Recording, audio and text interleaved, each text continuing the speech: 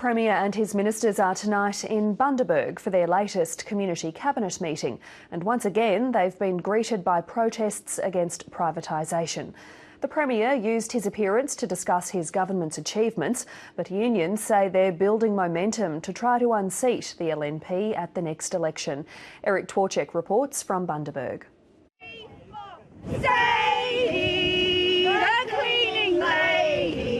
Disparate protest groups are now singing from the same song sheet whenever the government comes to town.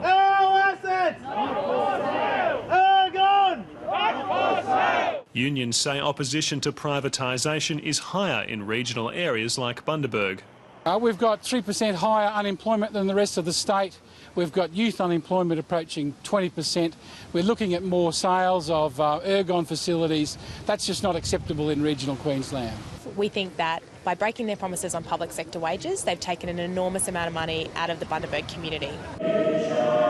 Inside, the Premier was also on song, saying the LNP plan would create jobs. Government firstly has a duty to make sure there are jobs for people, and that means having a vibrant economy.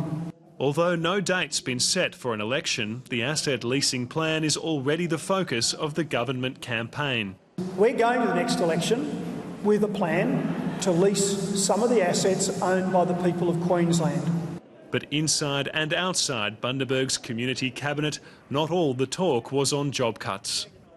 Ministers also met representatives from community groups angry at the pace of flood reconstruction and mitigation work in Bundaberg. This city suffered extensive damage during flooding last year. And some people had another agenda entirely. I am super farmer. A hero for our times. Eric Tworcek, ABC News, Bundaberg.